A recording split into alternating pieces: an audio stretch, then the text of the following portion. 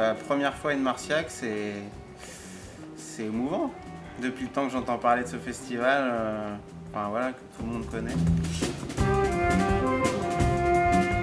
On est plus dans le cadre de l'Astrada que des festivals, puisque je sais que tu vas revenir pour l'année prochaine, la saison prochaine, sur l'Astrada, donc rien à voir avec le festival.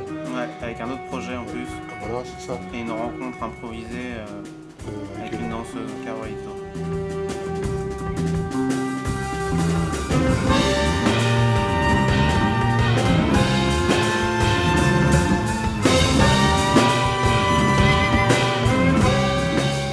C'est un groupe que j'ai monté il y a 3 ans avec à la fois des amis de la petite bulle du Tri Collectif d'Orléans et voilà, de la famille de Quentin Biardeau et de Valentin, mon frère.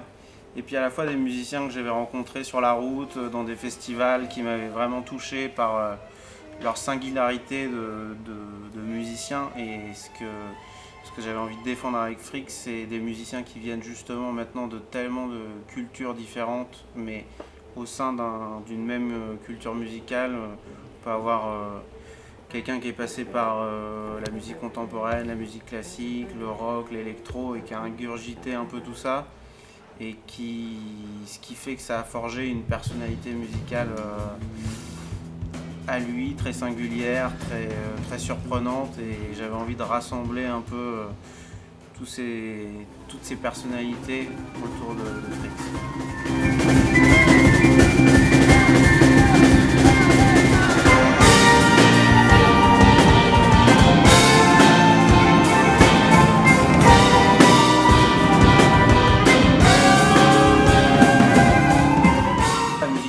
Bah, comme je te l'avais dit, c'était une musique quand même assez pointue, assez avant-gardiste, avec plein de références à différentes musiques qui passaient un peu du coq à l'âne et difficile à suivre pour des gens un public qui n'était pas forcément habitué à ce genre de zapping, à John Zorn, à Zappa, tout ça.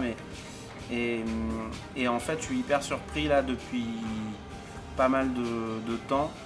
Quand on va dans les festivals, que ce soit au Paris Jazz Festival ou là on était en Autriche ou à Toulouse, un public qui n'a vraiment pas l'habitude d'écouter cette musique et qui est pris avec nous. Je pense qu'il y a plusieurs choses. Il y a l'énergie sur scène qu'on donne, il y a une générosité, il y a aussi un équilibre entre des moments qui questionnent, des moments qui accrochent et des moments où on se laisse perdre un peu et on s'autorise parce que c'est bien dosé en fait, et je pense que ça nous a pris du temps aussi de savoir doser et d'avoir écouté aussi les salles dans lesquelles on est, et sans se le dire, de vraiment être dans l'échange, dans l'écoute avec le public, et du coup de sentir où est la limite à chaque fois pour chaque concert, pour chaque date, où est-ce qu'on peut aller, où est-ce qu'on peut emmener les gens, où est-ce que là il faut justement les rassurer et tout. C'est vraiment un jeu de yo-yo un peu. Tout ça maintenant voilà, se mélange